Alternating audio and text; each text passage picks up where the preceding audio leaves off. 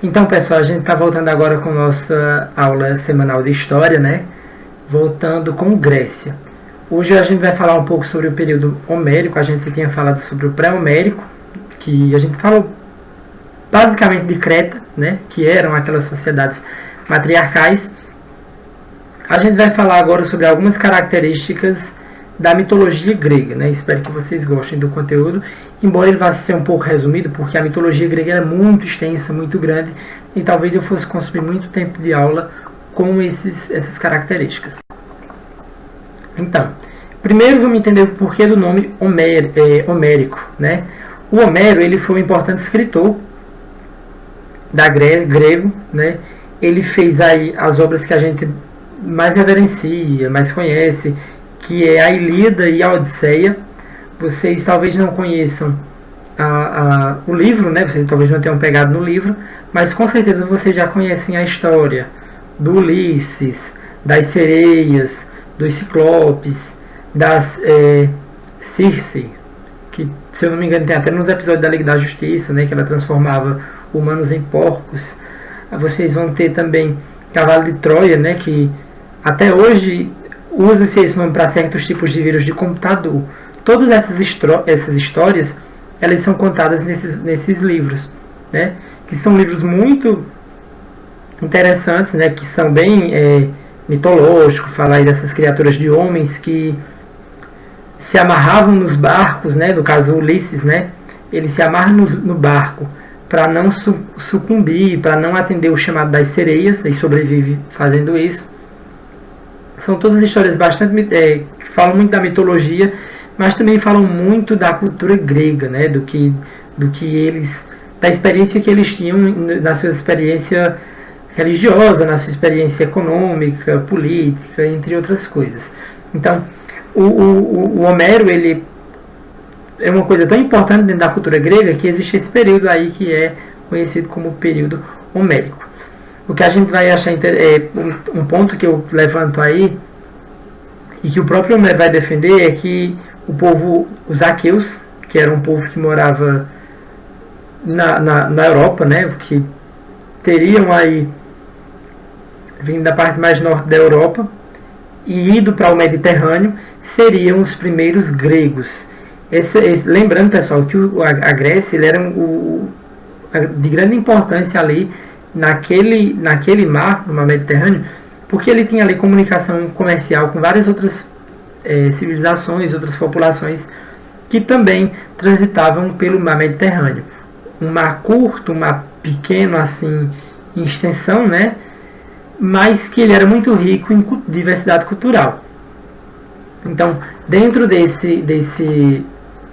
da Grécia, nesse sentido, com o povo aqueus, os aqueus que foram que iniciaram a civilização micênica, né, que era uma dinastia de reis e tudo, eles vão ter aí como o poder econômico, o maior poder econômico deles ser Troia, que a gente vai falar daqui a pouco a respeito de Troia, cidade. Vamos à mitologia, né, que é o que nos interessa. Muitos de vocês talvez já tenham algum contato, algum conhecimento com mitologia grega. Mesmo que vocês não tenham pegado um texto, né, sobre a mitologia grega para ler, talvez vocês conheçam alguns personagens famosos, como o deus da guerra, né, o deus dos raios, o Zeus, Afrodite, o Hércules, que seria o resultado, né, de uma união entre um ser humano e um deus. Todos são personagens populares que inspiraram aí filmes e seriados, filmes da Disney, por isso que talvez vocês conheçam mais esses personagens que entraram no imaginário popular, mesmo que você não conheça de fato a história, né? Então, hoje eu vou tentar uma abordagem mais antiga que antecede esses deuses, porque talvez vocês não tenham acesso, né? Talvez vocês não vão conhecê-las depois. Então, eu vou tentar trabalhar isso agora para a gente entender um pouco da mitologia grega. A primeira coisa que é interessante que a gente veja é o que significaria mitologia, né? Então, a mitologia seria basicamente algo que as civilizações elas usam para explicar alguma coisa que elas não entendem. Por exemplo, um ser primitivo poderia olhar para a chuva, né, e não entender o que é a chuva, como é que acontece, de onde vem, quais são os processos de temperatura que fazem com que chova, né? Ele não entende aquilo, ele é um ser primitivo. Então, ele vai perceber que aquela chuva o alimenta os lagos, os rios e alimenta o solo que ele vai tirar o sustento, né? Então ele vai dizer, aquela ali é a deusa chuva, ela é quem traz aí a fertilidade, ela é quem traz os benefícios para o solo. Esse é o Deus Sol que ilumina as trevas e tal. A música aqui. Então, isso seria basicamente o que é a mitologia, né? A forma de você explicar coisas que talvez você não entendam, nesse caso das civilizações antigas, com os elementos da natureza e da própria existência. Então, essa seria basicamente uma definição para a gente, para a mitologia. Então, no início de tudo, é interessante que vocês vejam isso, porque tem muita referência, eu pelo menos vejo, né, ao que a gente acredita como a nossa religião cristã aqui do Ocidente, né? Essa ideia de criação do universo e criação dos indivíduos. A mitologia deles, eles também têm uma explicação. No início de tudo, né, dos tempos, existiria aí um Deus chamado Caos. Vocês estão vendo na foto à esquerda ou à direita, que eu não sei onde é que está. Que seria um ser aí que ele não tem uma forma definida. Ele não tem uma formulação exata, né? A gente já a Bíblia já diz que Deus criou o homem à sua forma. Já o Caos ele não teria essa definição. Então, o Caos seria criado a Gaia, que basicamente é o planeta Terra, seria uma divindade da natureza e tal. O Tártaro, que no futuro, e eis aqui o que a gente acha parecido com as ideias que a gente tem cristãs, né? O Tártaro, que seria o deus do submundo, basicamente aí o que seria o inferno, né, da cultura cristã. E ele criou também dois gêmeos, né, que seriam o Erebus, vou ler o nome aqui, e Nix. Um é o deus da noite e o outro deus da escuridão, né? Eles são gêmeos, eles são similares, feminino e masculino, Erebus e Nix. Então, eu trouxe aí algumas imagenzinhas para tentar ilustrar para vocês como é. A Gaia, que é o planeta Terra, que é a deusa da natureza, que é feminino, né? Que é tudo relativo aí ao natural. Eu coloquei uma imagem dela do filme Moana, que talvez vocês já tenham assistido ou ouvido falar, que seria basicamente essa personagem que está sendo mostrada aí do lado. A Gaia, ela consegue ter 12 filhos sozinha, ela produz 12 filhos que seriam chamados aí de os 12 titãs. Por um deles ela se apaixona, né, e tem um caso. Lembrando que a gente está falando de mitologia e de divindades, que é coisa que eles acreditavam lá, né? Ele teria 12 filhos e ele se apaixonaria pelo Cronos, né?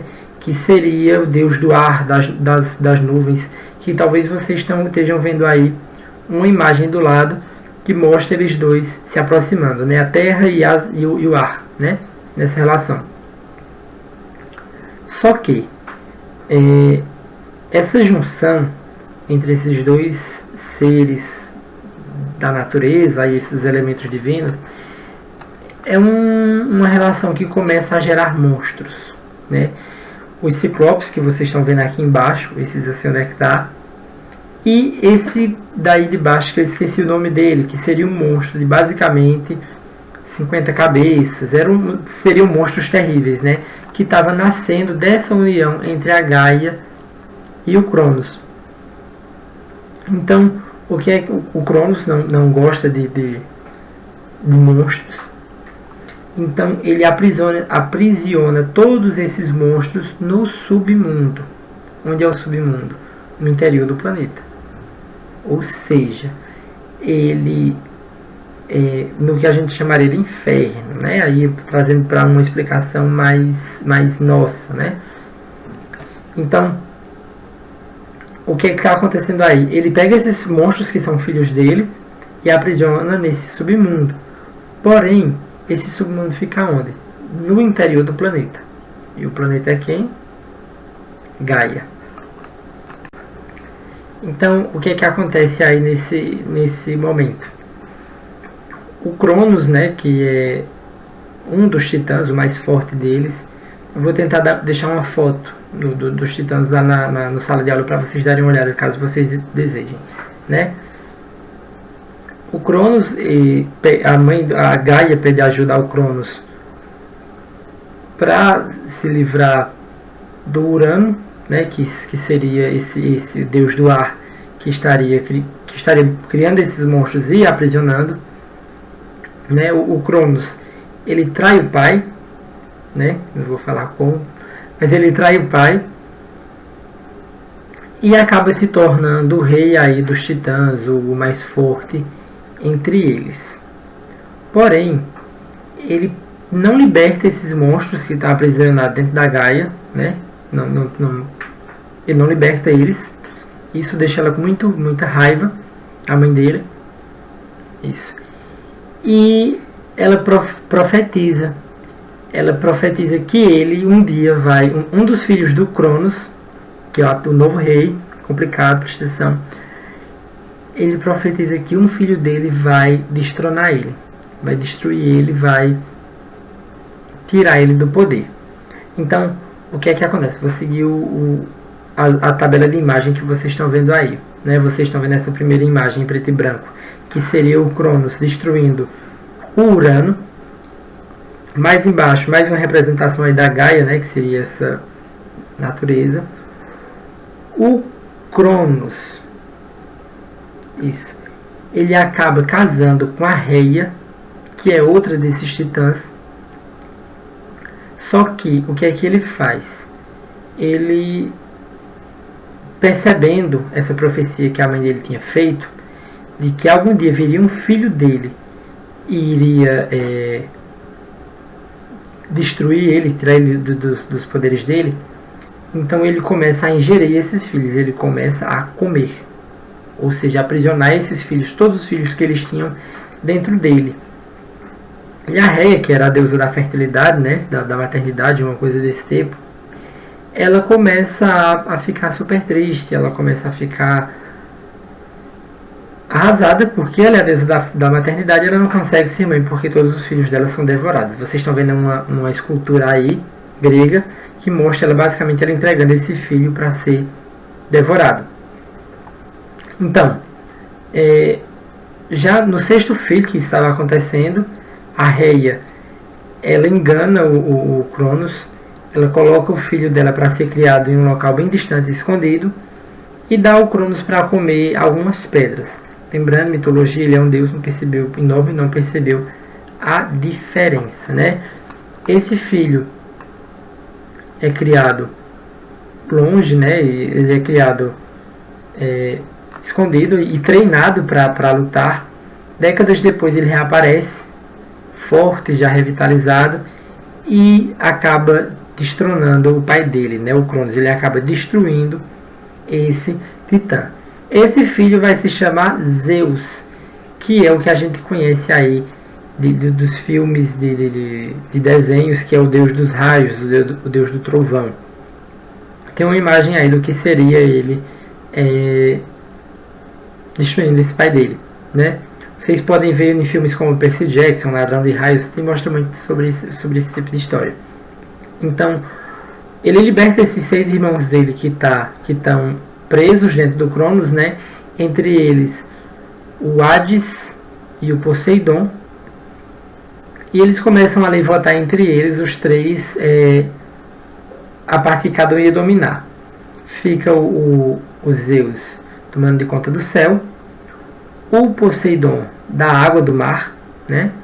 E o Hades do submundo, né? Ele vai para aquela parte ali mais desprezada, aquela parte mais horrível que fica no mundo subterrâneo. Então eu vou colocar um vídeo extra para vocês lá falando sobre o... E aí vai aparecer os deuses que a gente conhece, né? Que é o Zeus, o Hades, o Poseidon, a Afrodite, entre outros. Eu vou deixar para vocês um vídeo auxiliar mostrando a história do Minotauro. E por mitologia, por hoje é só, porque é como eu disse, são muitas histórias diferentes. Talvez se eu fosse contar todas não desse fim, né, em alguns vídeos. Então, por hoje é só, vamos no sala de aula e tchau.